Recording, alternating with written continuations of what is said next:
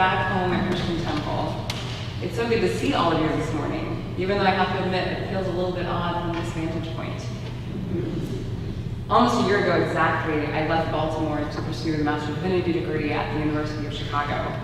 And it was only 2.5 years ago that I first walked through the doors of Christian Temple, and you all showed me what church could be. Pastor Wick, the choir, the women's movie group, this entire congregation demonstrated to me every week what it is like to live in God's grace and love. You see, I had harbored this secret hope since high school that one day I would be a minister myself.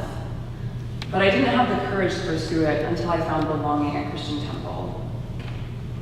However, that meant leaving Christian Temple, at least in a way, and going to Chicago. So I'm grateful today for the chance to reconnect and get caught up. It might surprise you then to know that when Pastor Rick emailed me this summer asking me to preach today, I thought of several ways to say no. He doesn't know this, or at least I imagine he might be suspected. Don't get me wrong, I was honored to be asked, but I didn't know how to break it to him that I just don't yet have anything to say. Maybe in a year, I'd reply in my email. Maybe after I've taken more Bible and theology classes, after I've interned at a church, after I finally memorized those words of institution. Maybe I thought we could just wait until I'm ordained. You know, I couldn't think of a good way to say this in my email, so I ended up accepting the invitation to preach today. With a bit of faith, I am up here. But my feelings of self-doubt did not go away. I think of Psalm 90, where it is written, "Let the favor of the Lord our God be upon us, and prosper for us the work of our hands." This I pray for my own ministry, that good may come from the work of my hands. But what good are these hands to do God's blessed work? What good are these hands to grasp the lectern, speaking of God's holy word? What good are these hands to one day be outstretched in prayer over my own congregation? To someday even baptize God's children, adult children, in the name of the Father, the Son, and the Holy Spirit. This year I'll intern at a church, and I'll have plenty of opportunities to consider these questions, to consider whether I know enough, whether I am enough to do this thing we call ministry.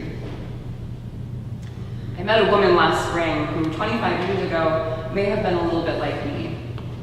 This woman is now a professor of theology, but at the time she was studying for her MDiv at the University of Chicago and lived at the Disciples Divinity House as I do now. She was working at an Episcopal church, and after some time, the priest she was working with asked her if this Sunday she would like to preside over the Eucharist, breaking the bread and pouring the wine as she said the words of institution. She responded, "Oh no, I'm not really sure what all of this means quite yet. So thanks, but no thanks." The priest chuckled and told her, "I'm not sure I know what all of this means yet either. You don't have to know to stand at the table." You see, some things we have to do in order to figure out what they might mean. I love this, and it has become a sort of refrain for me. Some things we have to do in order to figure out what they might mean.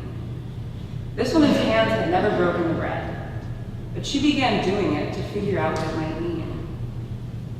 This past year, I began school to figure out what all of this might mean. What does it mean to be a church? What does it mean to be made in the image of God? What does it mean to be a movement for wholeness in a fragmented world? To belong to God, to belong to one another. I started school last fall simply knowing that it must mean something, in the hope that by doing it, I might figure out what it all means. Friends, I struggle to understand what today's scripture might mean. When Jesus returns from Tyre, the crowds bring him a man who cannot hear or speak clearly. Maybe the crowds were trying to do a good deed. Maybe they just wanted a show from the great Jesus of Nazareth. The author of Mark tells us that Jesus took the man aside, in private, away from the crowds, to open his ears and release his tongue. Jesus was not interested in making a spectacle, but the crowds were astounded beyond measure anyway. It doesn't seem that Jesus worried that his hands were no good to do the work of God. He stuck his fingers in the ears of strangers, after all. With a simple touch and a word, Jesus utterly transformed this man's life, and the crowds could not keep silent about it. Can you blame them? But then, as the gospel tells us, Jesus ordered them to tell no one, but the more he ordered them, the more zealously they proclaimed it. Humans are a contrary bunch, and I imagine I'm not the only one who can relate to doing something more zealously only after I'm told not to do it in the first place. But why does Jesus want them to keep quiet? Surely it was a dangerous thing to be a miraculous healer with a fan following in first century Galilee under the reign of the Roman Empire.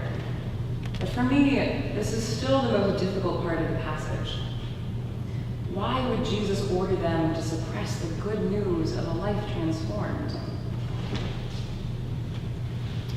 But then I think about the man whose hearing was restored, and I wonder what he did upon being healed. Did he even want to be healed? The passage says only that the crowd went out to proclaim what had happened. But did the man join them, running through the streets, shouting for joy? Or did he return home, quietly, as I'm sure he was accustomed to doing, to revel for the first time in the foreign sound of his own voice, mingled with those of his family? Or did he go to the familiar Sea of Galilee to hear what it sounds like for the waves to come and go against the shoreline? Did he listen to himself learn how to shape the sound of his own name?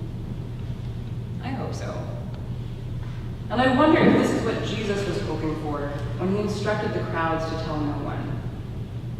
The crowds brought the man to Jesus, but they were transfixed by the man who could heal, not the man who was healed.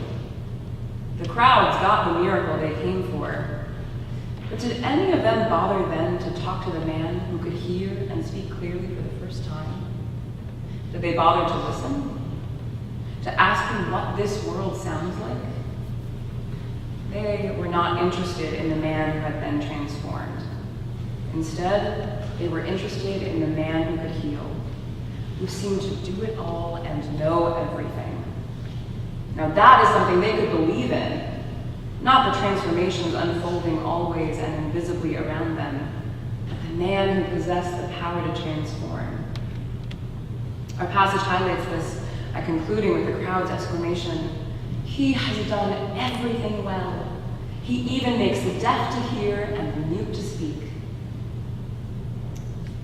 Crowds like to believe in people who do everything well, in those who have mastery. But Jesus was not interested in being the master.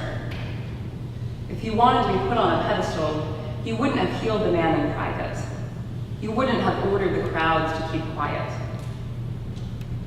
I fear I am sometimes like the crowds, wanting to believe that knowledge and expertise possess magical powers. Sometimes I make the mistake of thinking that to minister to God's mission, I have to do everything well. To stand up here, I have to know it all. Jesus did not want to be hailed as a master, but I think he ordered the crowds to be silent for another reason as well. When we focus merely on the ways that other people have been transformed in stunning and miraculous ways, we lose sight of how we too undergo continual transformation. Continual transformations that attest to the fact that we are not already, nor will we ever be, all-knowing and all-powerful. When we witness our own transformations, then, perhaps we do not always need to speak of it, announcing to others how much we've changed.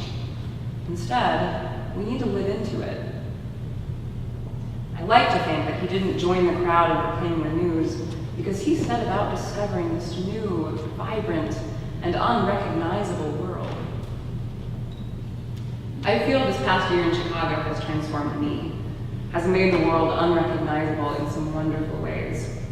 And I feel the urge to try to put words to it, to proclaim it like the noisy crowds, to say, "Look at me, look how different I've become." But God does not call us merely to talk about transformation. Instead, we are called to be transformed, to live into the fullness of who God made us to be, to see the world transformed. In that spirit, I'll share a story instead. This summer, I interned as a hospital chaplain. At the hospital, chaplains were summoned to every death to offer a prayer of blessing for the deceased patient and to offer support for the family.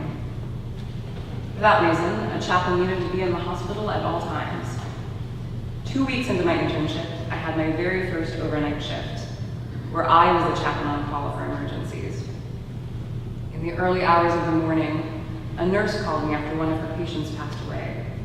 A woman, 47 years old, cancer. The nurse told me that the woman's family was at her bedside, and approaching her room, I was so nervous. In my anxiety, I tried to call to memory every prayer I had ever heard while recalling every item of hospital protocol that had been drilled into me those first weeks. Clean in, clean out, I repeated to myself. This was hospital lingo for use hand sanitizer every time you walk in or out of a patient's room. If nothing else, I could remember that. As I entered the room, I pumped from the wall-mounted hand sanitizer and gathered myself. There were 5 wailing daughters huddled around the bed. None of them could have been older than 25. The husband did not lift his head from the woman's shoulder as he wept. As I introduced myself, trying to absorb the hand sanitizer, I realized in horror that my hands were covered in a sticky goo that would not rub in. I had pumped the wrong container. And my hands were covered in soap. I was mortified. I was ruining this sacred moment.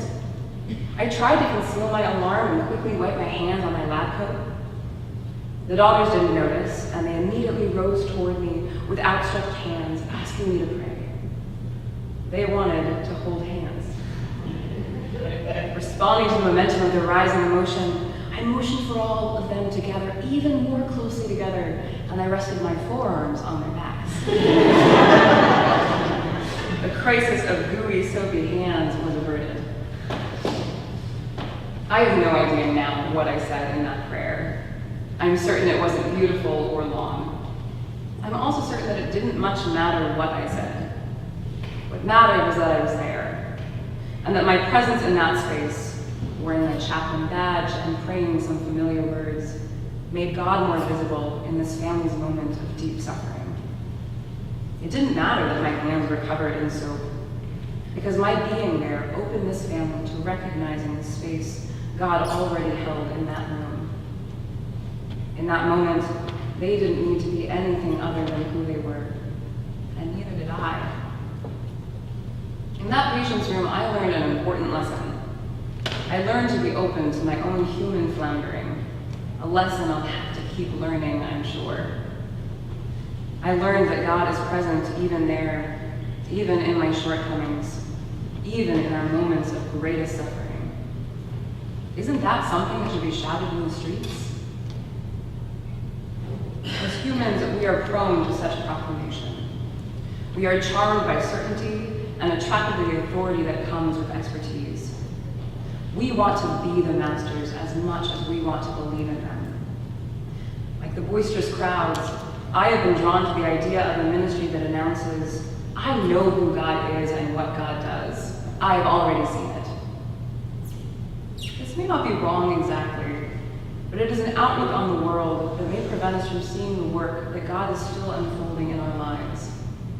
After all, the kingdom of heaven is already and not yet. I see, though, that this puts me in a bit of a funny position, standing up here at the lectern, preaching to you all about the dangers of proclamation. I see the potential irony. But not all speech is proclamation, and not all belief is in those who do everything well. You see, I'm realizing that the point of all of this, going to school, even going to church, is not to figure out once and for all what it all means.